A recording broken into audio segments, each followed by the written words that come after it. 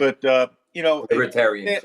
Now if Stanton eventually needs to have surgery, there's two ways that they could do it. They can open up his whole elbow and clean it out, or they can do it arthroscopically, which is small little incisions where they go in with a scope and they can clean up the fibers on the tendon where it inserts into the ulnar, not the ulnar, the humerus up here.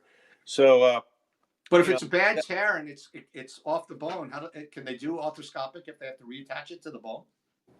It doesn't need to be reattached. It's not a tear. It's free. Okay. The tendon where it gets close it's a muscle right in through here. It's a muscle right here, but it attaches right to this little bone right here on your humerus, which that's is where I'm swollen. Is that bone is swollen on me?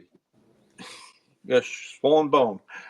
Good for you. I know Viagra, and I've got a swollen bone. Yeah, but they go in and clean that up, and that's it.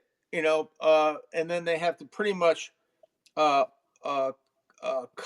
the covering, which is a fascia, over that part, so that it allows that muscle and that tendon to be freed up. It's dicey. That's 4 to 6 months. So that's basically and Stanton's not known as a quick healer. But going back to both the lat strain and the tendonitis that Stanton has, can you tell based on where the pain is? Like if it's away from the bone, it's probably not as severe. Whereas if it's right next to the bone, it's more severe.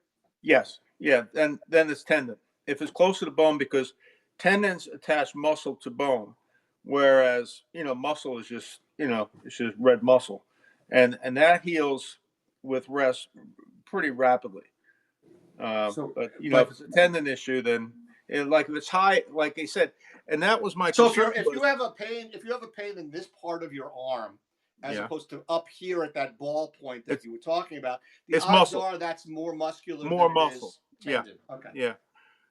Yeah. But or you could be like, "Oh, my arm, it's broke." Well, my arm.